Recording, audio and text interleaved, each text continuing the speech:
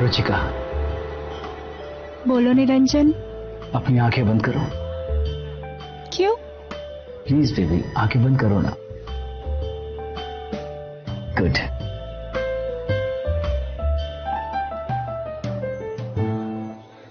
Happy birthday darling. Wow, this is beautiful. Not more than you. Thank you so much, Niranjan. Happy? Very happy. Thank you so much, darling.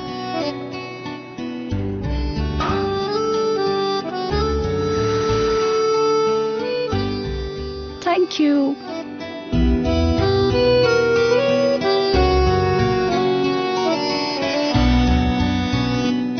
For my pretty wife.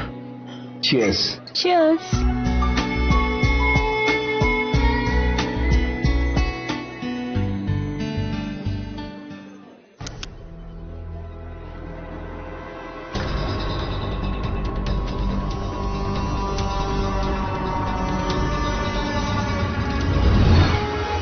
Niranjan, हाँ?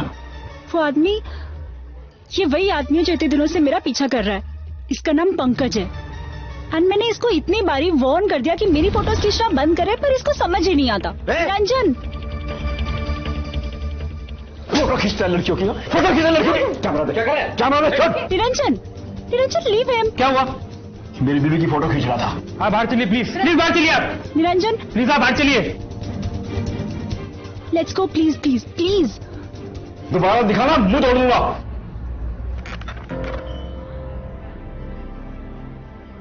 Relax, okay?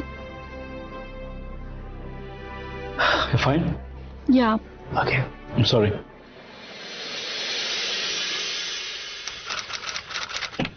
आराम से, आराम से रुचिका, आराम से, आराम से। तुमको इतनी नहीं पीनी चाहिए थी। ये तो वही फोटोग्राफर है, ये यहां भी।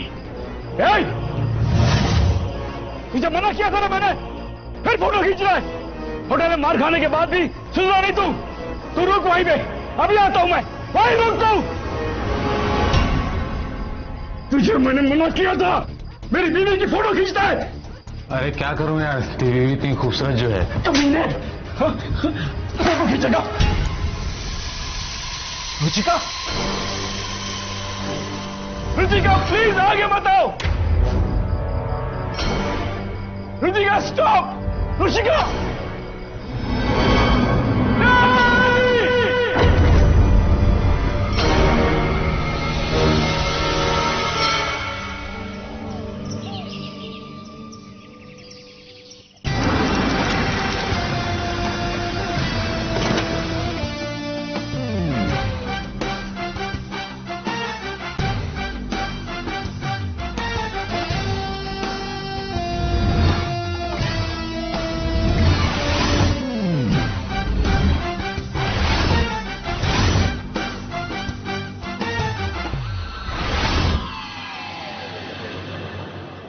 आप ये मेरी पत्नी है।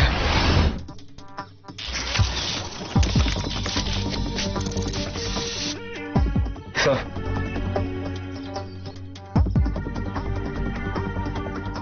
आपको किसी पे किसी तरह का कोई शक?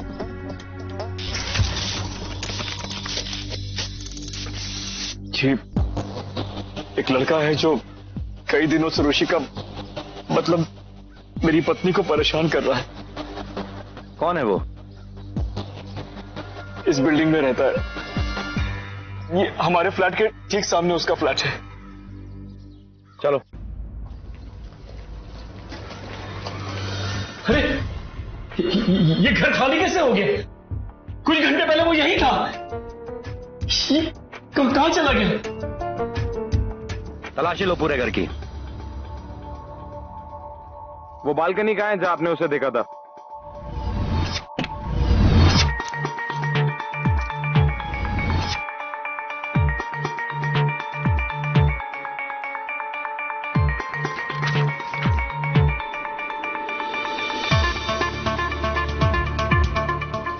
कैमरा यहां लगा हुआ था। जब मैं पंकज को मारते मारते यहां लेके आया तब तब मैंने देखा कि रुचिका बालकनी की तरफ आ रही है। रुचिका? मैंने उसे चिल्ला के कहा कि रुचिका रुक जाओ, आगे मत आओ, लेकिन वो नशे में थी, उसने मेरी बात नहीं सुनी और रेलिंग से टकरा के वो गिर गई। और ये सब उस फोटोग्राफर की वजह से हुआ है, सब उसकी वजह से हुआ है। मेरी रुचिका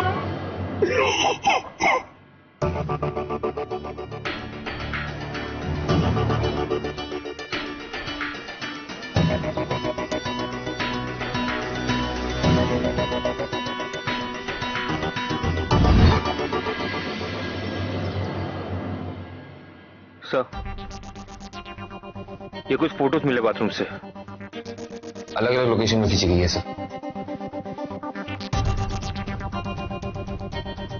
ये सारी पिक्चर्स छुपके खींची गई हैं। इस तरह के फोटोज लेने के पीछे कोई ना कोई मकसद तो जरूर होगा। हो सकता है वो इन पिक्चर्स को मॉर्फ करके इन लड़कियों को ब्लैकमेल कर रहा हो। फोटोग्राफर का नाम पंकज है।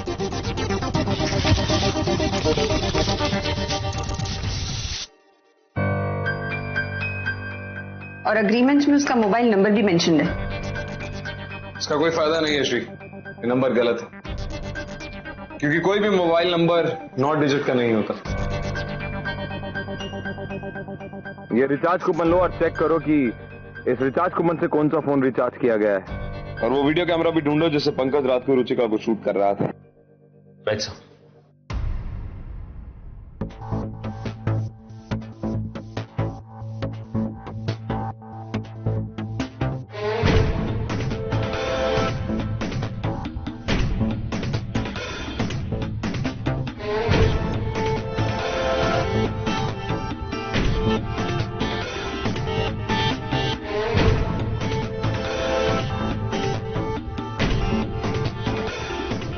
आपके बच्चे भी हैं? दिखाई नहीं दे रहे। कहाँ है इस वक्त? जी नहीं, हम लोगों के कोई बच्चे नहीं थे।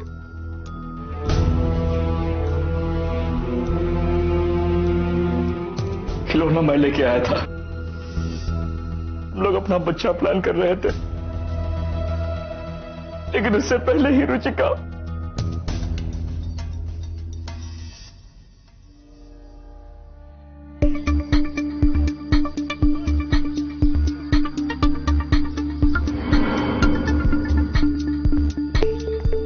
वहीं से गिर के मरी है। रुचिका, जब आप बालकनी में खड़े होकर पंकज से लड़ रहे थे, उस वक्त रुचिका कहां थी? मैं उसे यही लेटा के गया था, इसी बेड पे। मुझे क्या पता था कि वो, वरना मैं कभी नहीं जाता, मैं उसको छोड़ के नहीं जाता।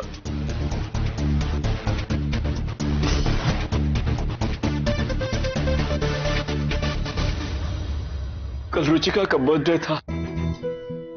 रात को हम लोग डिनर के लिए बाहर गए थे। मैंने उसे एक डायमंड नेकलेस गिफ्ट किया था। वो बहुत खुश थी। खुशी में उसने कुछ ज्यादा ही पी ली थी। साहब, रुचिका,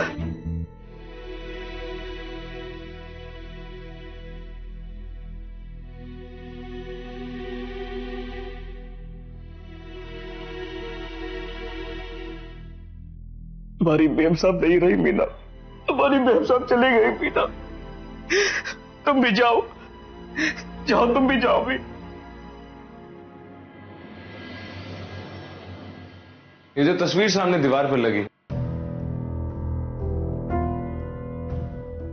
इस तस्वीर में आपके और आपकी बीवी के अलावा ये तीसरा कौन? ये शिखा है, मेरे ऑफिस में काम करती है, मेरे साथ कॉलेज में पढ़ती थी, लेकिन मुझसे ज्यादा इसकी दोस्ती रुचिका के साथ थी। They were best friends। लेकिन अब मेरी रुचिका ही नहीं रही। Nothing makes sense now, nothing makes sense। Don't worry, Pankaj हमसे बच नहीं पाएगा। और यह भी पता करना पड़ेगा कि आखिर पंकज रुचिका की फोटोज क्यों खींच रहा था। Please, I beg of you, please.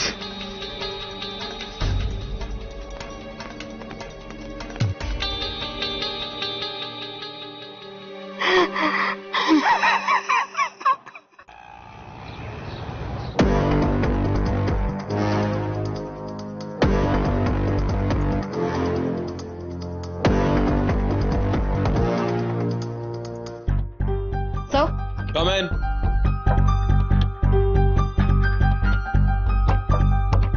Ruchika की डेथ के टाइम वो बहुत ज्यादा नशे में थी। इट्स पॉसिबल ऐसी हालत में वो खुद को कंट्रोल नहीं कर पाई और बालकनी से गिर गई। सर, पंकज से फ्लैट से हमें जो रिचार्ज कूपन मिला था वो रुचिका की एक दोस्त शिखा ने यूज की थी। शिखा? हाँ सर, वो पंकज के बिल्डिंग में ही रहती है।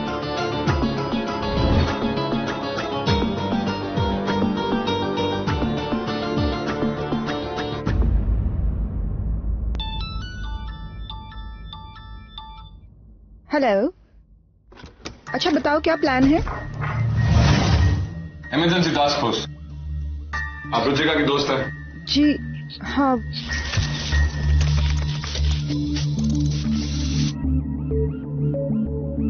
हाँ, तो ये जो कुछ भी हुआ पंकज की वजह से हुआ है। कौन पंकज? भाई फोटोग्राफर पंकज जो अक्सर रुचिका को परेशान कर रहा था। नहीं, मैं उसके बारे में कुछ नहीं जानती। Is it? तुम्हारा ये रिचार्ज कूपन ये घर तक कैसे पहुंचा? जिस कूपन से तुमने अपना मोबाइल रिचार्ज करवाया था कल। हाँ, मैंने रिचार्ज कराया था, लेकिन ये वहाँ कैसे पहुँचा ये मैं नहीं जानती। और वो प्लान जिसके बारे में तुम अभी बात कर रही थी? वो तो कुछ मोबाइल कंपनी वाले किसी प्लान को लेकर मुझे परेशान कर रहे थे। वही थे। वाकई ये मोबाइल फोन वाले बहुत परेशान करते हैं ना, प्लान वान बता के। लाइए, इन्हें हमेशा के लिए चुप कर दूं। दिखाइए फोन। अलग कमाल है, ये तो हमेशा के लिए चुप हो गए। श्री, पता करो ये नंबर किसका है।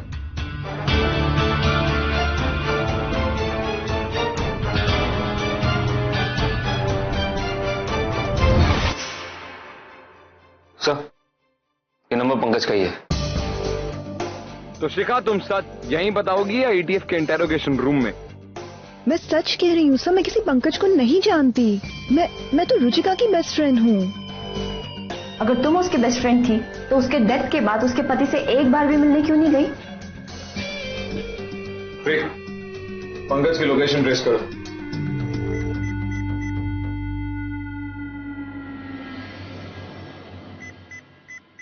सर, पंकज बिल्डिंग के आसपास ही है। राउते, इसे ईडीएफ ऑफिस लेके जाओ। मैं आयशा और श्री इस पंकज के पीछे जाते हैं। सर, यहाँ से राइट ले लीजिए। All right.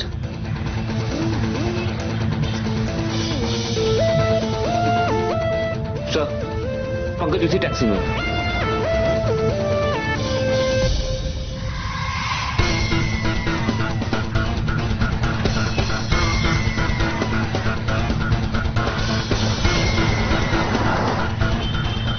टैक्सी की स्पीड बढ़ा रहा है, उसने हमें देख लिया।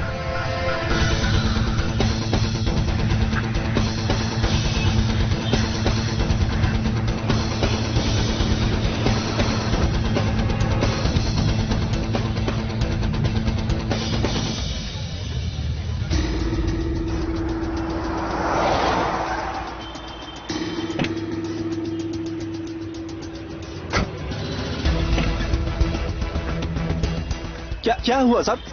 टैक्सी में कौन था तेरे साथ? साहब, एक बैग लेके आदमी बैठा था। हमें देख के टैक्सी भगाने क्यों लगे? साहब, एक्चुअली टैक्सी के पेपर पूरे नहीं थे, इसलिए मैं थोड़ा डर गया था। हटो।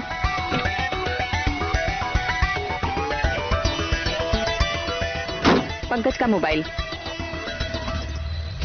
वो आदमी बीच में कहीं रुका था? एक दवा की दुकान पे रुक के उसने कुछ दवाइयाँ खरीदी थी साहब। हमें ले चलो वहां। Shri, sir.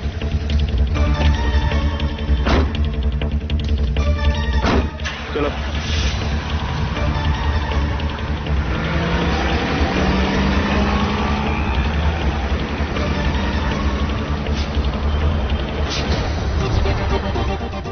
ACP Rathore, emergency task force. ये आदमी तुम्हारी दुकान में आया था? जी हाँ, इसने कुछ दवाइयाँ खरीदी थी। कौन से डॉक्टर के प्रिस्क्रिप्शन से खरीदी थी? वो तो सर मुझे याद नहीं। बिल तो बनाया होगा? जी हाँ, बनाया है। चेक करो। जी अभी चेक करता हूँ सर।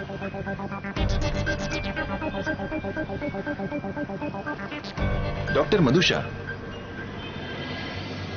तो आप रुचिका की बेस्ट फ्रेंड थी? जी हाँ, हम काफी क्लोज थे। फिर तो आपको पता होगा कि रुचिका को एक आदमी काफी दिनों से परेशान कर रहा था। हाँ, पता तो था कि कोई फोटोग्राफर है जो छुप छुप कर रुचिका की तस्वीरें लेता रहता है। मैंने भी उसे कई बार देखा था छुपकर रुचिका की तस्वीरें खींचते हुए। तो फिर तो आपने उसका चेहरा भी देखा होगा। क्या वो पंकज ही था? हो सकता है वो पंकज हो, लेकिन मैं आपसे पहले भी कह चुकी हूँ कि मैं पंकज को नहीं जानती, तो ये मैं कैसे बताऊं? चलिए मान लेते हैं कि आप पंकज को नहीं जानती। हमें ये बता दीजिए कि आप निरंजन से कितनी क्लोज थी? हम कॉलेज में फ्रेंड्स थे। क्या रुचिका को यह बात मालूम थी कि आप और निरंजन कॉलेज में बहुत अच्छे दोस्त थे? हाँ, शायद मालूम होगा। शायद? दैट इज स्ट्रेंज, नहीं? मतलब आपने हमसे कहा कि आप दोनों बहुत अच्छी दोस्त थी, आप उससे काफी नजदीक थी। खैर, तो रुचिका क्या जानती थी कि आप और निरंजन दोस्त हैं या सिर्फ कलीग्स? ये आप कैसे अजीब से सवाल पूछ रहे हैं? देखिए, मैं आपको पहले ही बता चुकी हूँ कि जो कुछ मुझे पता है वह मैं सब आपको बता चुकी हूँ। तो आपने हमें यह बताना जरूरी क्यों नहीं समझा कि आप निरंजन को पहले से जानती थी? आप निरंजन से काफी क्लोज थी ना कॉलेज में? जी थी। और पंकज, वो भी बहुत अच्छा दोस्त था आपका कॉलेज में? मेरा पेशेंट था पंकज कुमार।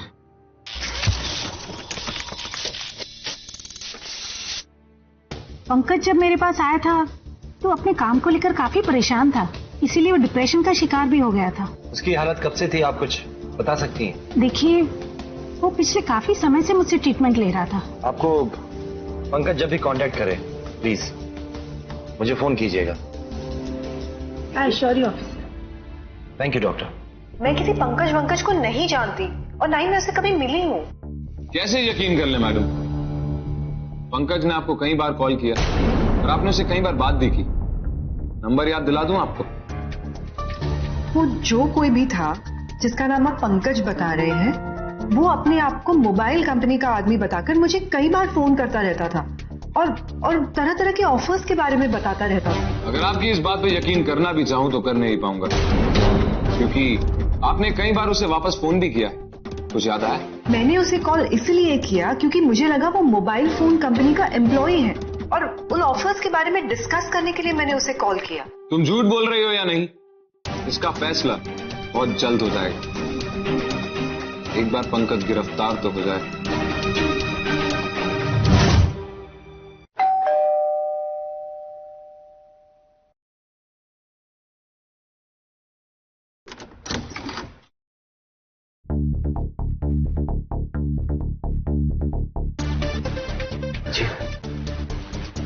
हमें इस केस की तहकीकात के सिलसिले में उस कमरे का मुआयना एक बार फिर से करना होगा।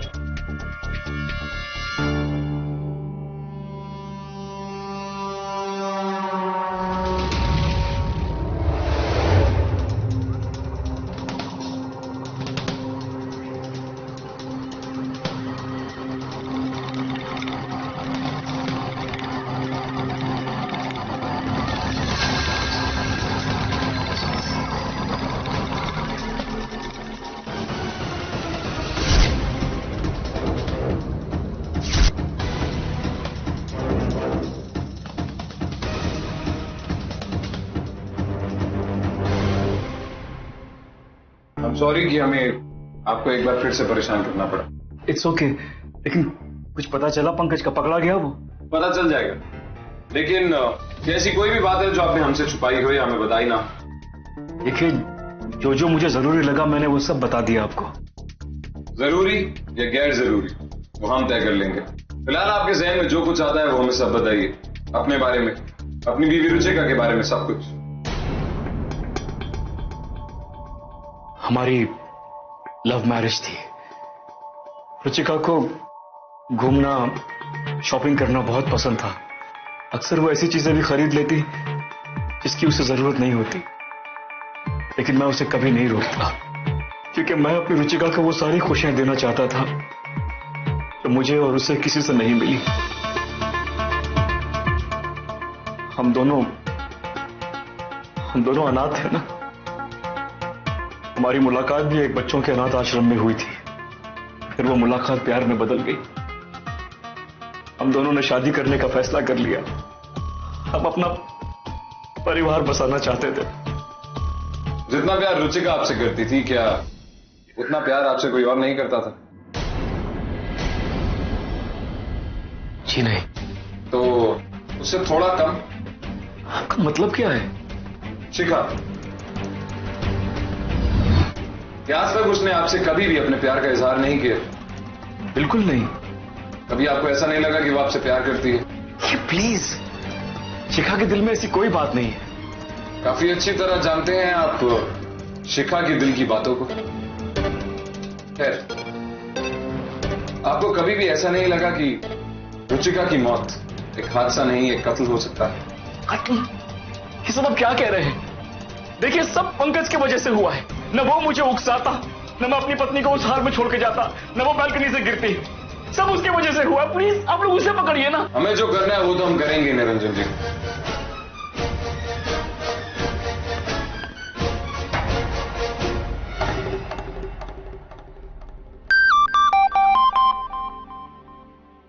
Yes doctor. थोड़ी देर पहले यहाँ पंकज का फोन आया था। वो काफी डिप्रेस लग रहा था, बार बार सुसाइड करने की बात कर रहा था। मैंने उसे यहाँ आने के लिए कहा, लेकिन वो आने को तैयार नहीं हुआ। मैंने उसे कुछ मेडिसिन खाने को कह दिया है। पंकज ने आपको किस नंबर से फोन किया था?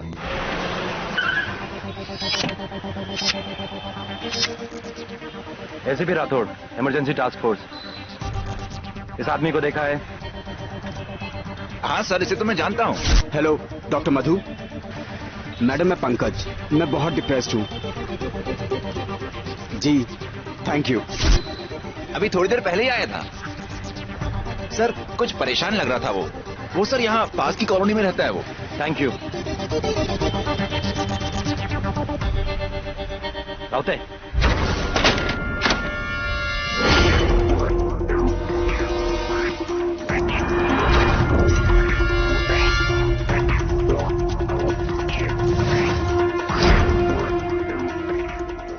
छोटू सर,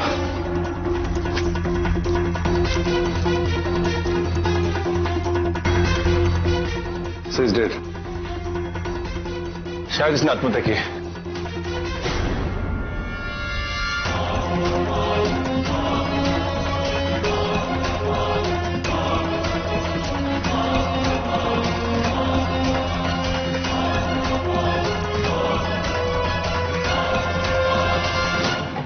इसे फांसी पे लटकाया गया है छोटू, ये सुसाइड नहीं है। इसके पैर के बीच में और स्टूल के बीच में डिस्टेंस देखो। ये खुद फांसी पे लटक के स्टूल को अपने पैर के नीचे से धक्का नहीं दे सकता था। This is not a suicide. Shri, उसके फोन रिकॉर्ड चेक करो।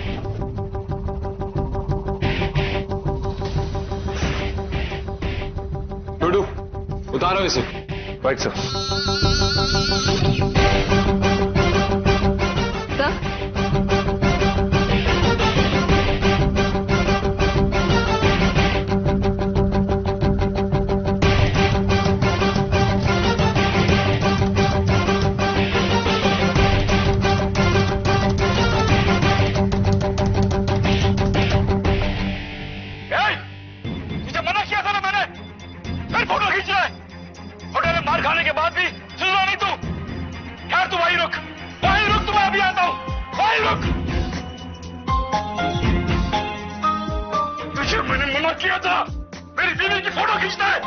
अरे क्या करूं यार, तेरी बीवी इतनी खूबसूरत जो है। कमीने, फोटो खींचेगा।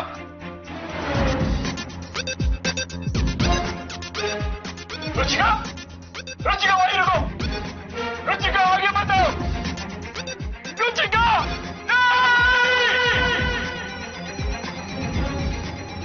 रुचिका की मौत का जिम्मेदार पंकज ही है। ना वो ये सब करता और ना निरंजन रुचिका को अकेली छोड़कर वहां जाता।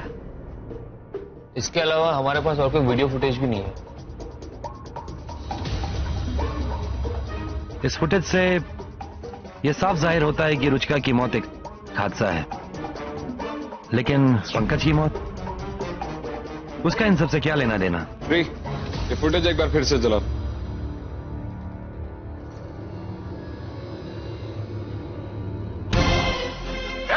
होटल में मार खाने के बाद भी सुधरा नहीं तू? यार तू वहीं रुक, तुझे मैंने मना किया था मेरी बीवी की फोटो खींचना है। कमीने, फोटो खींचेगा। रुचिका, रुचिका वहीं रुको, रुचिका आगे बताओ। पॉज करो श्री।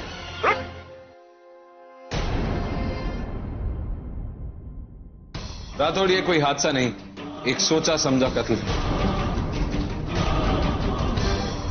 तुम ये बात कैसे कह सकते हो राउते? श्री, पंकज की विंडो ग्रिल पे जो मकड़ी का जाला है उसे जूम इन करो। फुटेज में देख के साफ पता चल रहा है जब रुचिका बालकनी से गिरी तो उस वक्त पंकज की बालकनी की विंडो ग्रिल पे जो मकड़ी का जाला था ऑलमोस्ट पूरा बन चुका था। लेकिन जब निरंजन अपनी बालकनी पे खड़ा होकर पंकज से लड़ रहा था तो उस मकड़ी ने वो जाला बस बुनना शुरू किया ही था। श्री, इस मकड़ी के बारे में पता करो।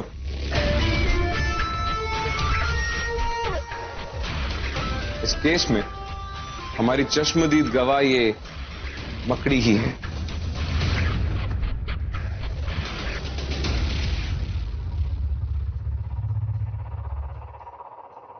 मकड़ी मेरे चेहरे पे नहीं है श्री, पता करो। सर,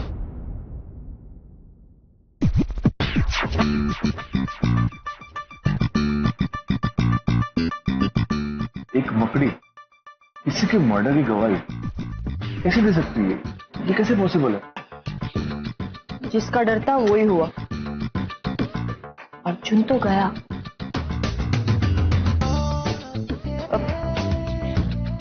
यहां से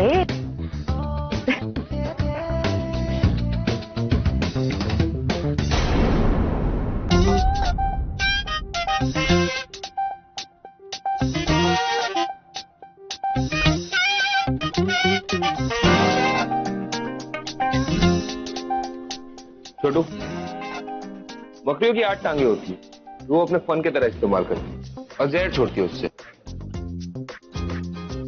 ये वेजिटेरियन स्पाइडर है। पता है श्री, मेरी आई कहती है कि जिसके ऊपर मकड़ी गिर जाए ना उसके लिए नया कपड़ा बनता है। ये देख, रेड बैक स्पाइडर। अगर ये किसी पे गिर के उसे काट लेना तो उसके लिए नया कपड़ा तो डेफिनेट है बॉस। सच्ची? क्या बात कर रहा है? कफन करे।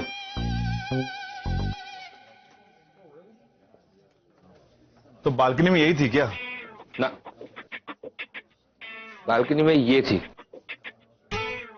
आर्कनिच। Interesting point to be noted Chhotu, ये आर्कनिच 40 से 45 मिनट में कुछ इस साइज की जाला बना देती है।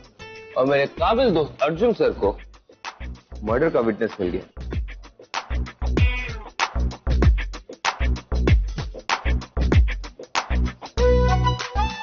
छोटू, हाँ, तू अपनी इस छोटू से दिमाग में ना ज्यादा जोर मत डाल। तू मेरा मसल मैन है ना, मेरा भीम। तू एक काम कर, उस मकड़ी को मार मार के ये पता लगवा कि उसने रुचिका और पंकज का खून किया। बाकी का केस अर्जुन से सॉल्व कर लेंगे। ये बात तुम समझे या समझाऊं? समझ गया, समझ गया।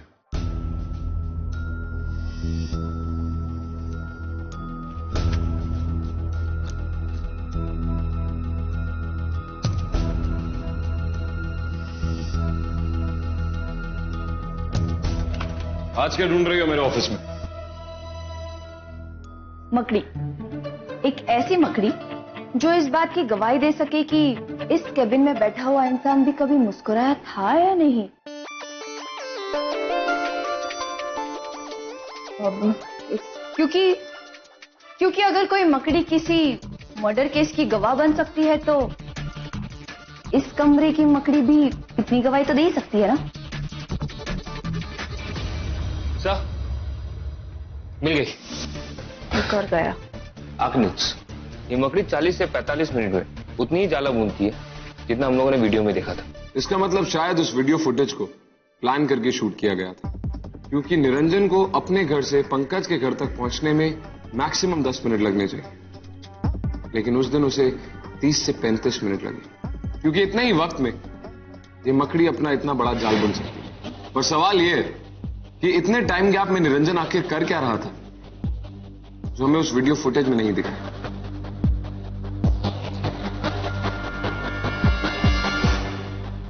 ऐसा कौन है जो हमें उस 40-45 मिनट के बारे में कुछ बता सके?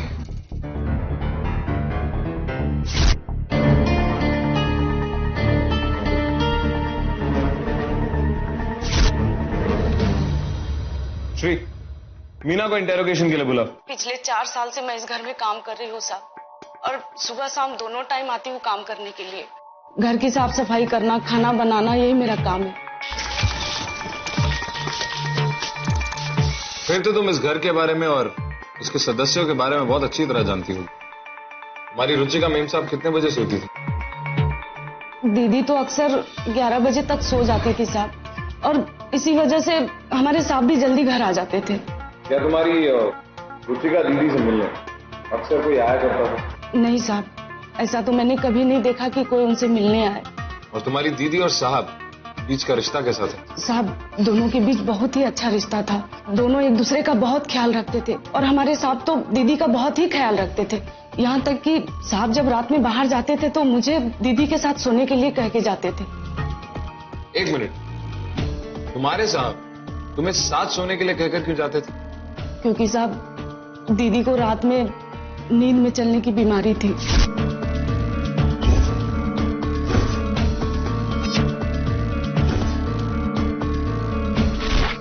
और कोई एक पर्टिकुलर टाइम था जिसपे तुम्हारी दीदी नींद में चला करती थी? साहब, सुबह के 4 और 5 बजे के बीच में दीदी बाथरूम में जाया करती थी। क्या निरंजन इस आदत के बारे में जानता था? हाँ साहब।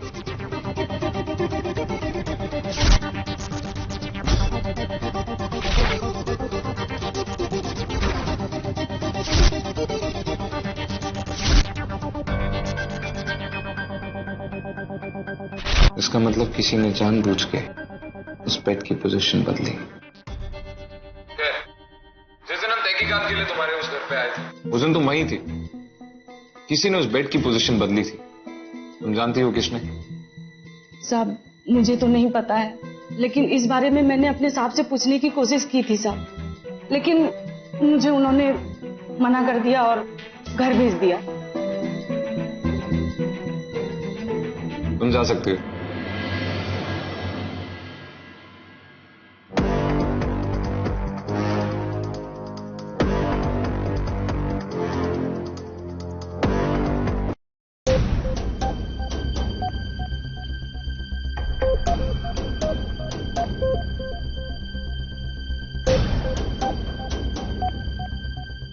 रुचिका, रुचिका वहीं रुको।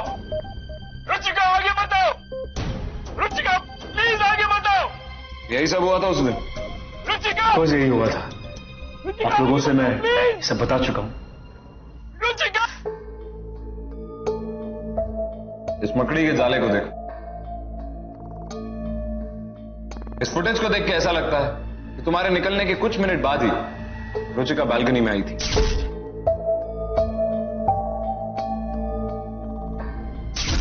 हाँ, जब पंकज से मेरा झगड़ा हो रहा था उस वक्त वो बालकनी में आई थी। अब तुम्हें बताता हूं कि मैंने इस मकड़ी के जाले को ध्यान से देखने को क्यों कहा। यह देखो, ये तब है जब तुम अपनी बालकनी में खड़े होकर पंकज पे चिल्ला रहे थे।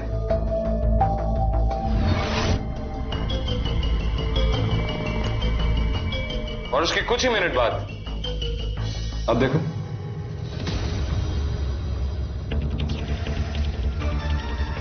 मकड़ी का जाला? इस मकड़ी को इतना जाल बुनने में तकरीबन 40 से 45 मिनट लगते हैं। वो इतनी जल्दी इतना बड़ा जाल बुन ही नहीं सकती थी।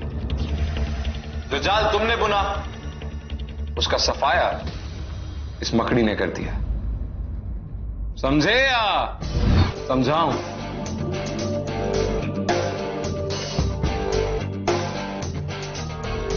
इस फुटेज में जो नहीं दिखा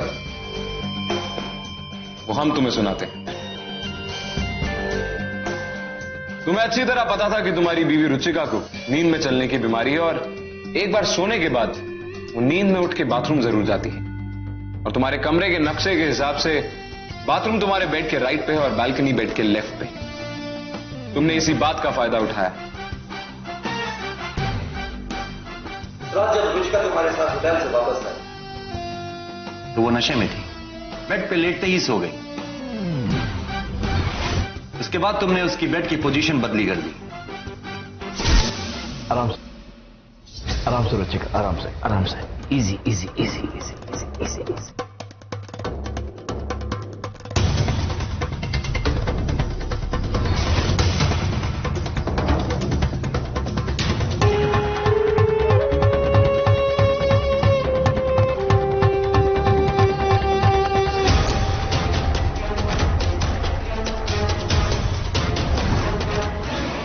उसके बाद तुम अपनी बालकनी में गए और पंकज से झगड़ा करने का नाटक किया। मुझे मना किया था ना मैंने, फिर फोटो खींच रहा है। और ये नाटक पंकज के कैमरा में रिकॉर्ड हो गया। और इस नाटक के बाद तुम पंकज के घर गए और तुमने वहां जाके वो रिकॉर्डिंग रोक दी। उसके बाद तुम दोनों उस वक्त का इंतजार करने लगे जब रुचिका उस बालकनी में आएगी। फिर रुचिका उठी और अपनी आदत के मुताबिक वो बाथरूम की तरफ चल दी, लेकिन वो इस बात से अनजान थी कि उसकी बेड की पोजीशन बदली जा चुकी है और अब उसके राइट में बाथरूम नहीं बालकनी है। और फिर as per the plan Ruchika के उठते ही पंकज ने कैमरा ऑन कर दिया और प्लान के मुताबिक तुम दोनों आपस में लड़ने लगे।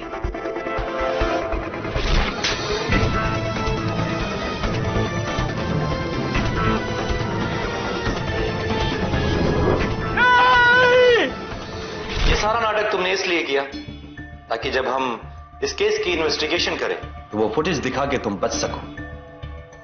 लेकिन जब पंकज अपने घर से भागा तो वो अपने साथ वो फुटेज भी ले गया जो तुम्हें बेगुनाह साबित कर सकता था। हालांकि तुमने उससे कहा था कि वो फुटेज वहीं छोड़ देना, बट हमने पंकज के फोन रिकॉर्ड चेक किए और उसमें तुम दोनों के कन्वर्सेशन की डिटेल्स भी। और जब तुम्हें डर लगा कि ईटीएफ पंकज तक पहुंच जाएगी, तुमने उसे फांसी पर लटका दिया। क्या बिगाड़ा था उसने तुम्हारा? पंकज तो हमसे डर के भाग रहा था ना। उसने मुझे धोखा दिया था। पंकज धोखेबाज था। आप लोग नहीं जानते, जब मैं उससे पहली बार मिला था क्लिनिक में, तब वो एक एक पैसे के लिए तरस रहा था। रुचिका की डॉक्टर के साथ अपॉइंटमेंट थी। जब मैं बाहर वेट कर रहा था, मुझे वहां पंकज मिला था। एक्सक्यूज मी, क्या बात है? बहुत परेशान लग रहे हो। डॉक्टर को देने के लिए मेरे पास पैसे नहीं हैं और बिना पैसों के डॉक्टर इलाज करेगी या नहीं, कुछ समझ में नहीं आ रहा है। क्या करूं, किसके पास जाऊं? Please please help me. अब जो कहेंगे मैं करूंगा। मैं एक अच्छा फोटोग्राफर हूं। अब जब चाहेंगे तब आपके लिए मैं फ्री में फोटोग्राफ्स खींचूंगा। आप जो काम कहेंगे वो करूंगा मैं। तभी मेरे दिमाग में रुचिका को मारने का ये प्लान आया और मैंने पंकज से बात की। उसके बाद उसकी नीयत में खोट आ गई। लालची बन गया था वो। मुझसे पैसे डिमांड कर रहा था, मुझे ब्लैकमेल कर रहा था कि अगर मैंने उसे पैसे नहीं दिए तो वो पुलिस के सामने मेरा राज खोल देगा। उसको मारने के सिवाय मेरे पास और कोई रास्ता नहीं था। I had to kill him.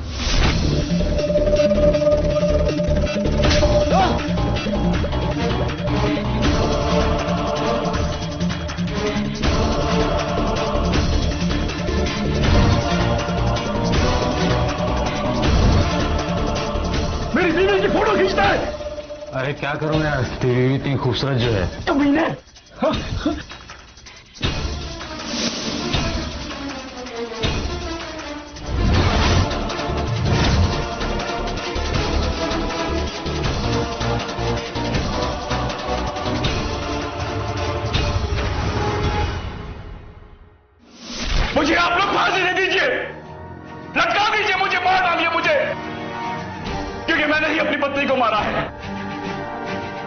मेरा यकीन कीजिए, उसका मरना ही सही था। आप लोग नहीं जानते शादी के बाद वो कितना बदल चुकी थी। इतने सारे बच्चों के खिलौने? ये सब निरंजन ने किया है। तो क्या तुम लोग अब बेबी प्लान कर रहे हो?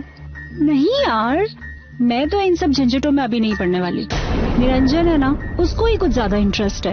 यार अच्छी खासी लाइफ चल रही है, कितना एंजॉय कर रहे हैं। ये सब हेडेक में नहीं जाती सीरियसली। तो इसका मतलब मैंने तुम्हें सही एडवाइस दिया था, राइट? हाँ, दोनों बार मैंने चुपचाप जाके अबॉर्शन तो करवाया था।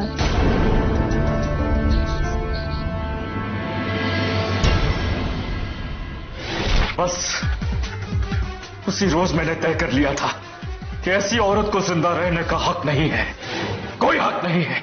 इतना ही गुस्सा था तो छोड़ देते उसे, डिवोर्स दे देते। किसी को किसी की जान लेने का कोई अधिकार नहीं होता। उसने मेरे बच्चों को मार डाला, मेरे बच्चों को मार डाला उसने। उसे मैं जिंदा रहने कैसे देता, बोलिए। और शिखा? और वो शिखा वही बराबर की जिम्मेदार थी। उसकी ही राय पर मेरी पत्नी ने अबॉर्शन करवाया था। मैं उसे इसमें बुरी तरह से फंसाना चाहता था। मैंने पंकज से कहा कि वो उसे बार बार फोन करे, और मैंने जानबूझ के शिखा का वो रिचार्ज कूपन पंकज के घर में छोड़ दिया, क्योंकि मुझे मालूम था कि ईटीएफ से वो कूपन बच नहीं सकता है। आप लोग समझ सकते हैं, मैं शिखा को सजा देना चाहता था। I wanted to punish her. क्या सही है या गलत? किसे सजा मिलनी चाहिए और किसे नहीं, इस चीज का फैसला अदालत करती है। देखिए माँ भाई,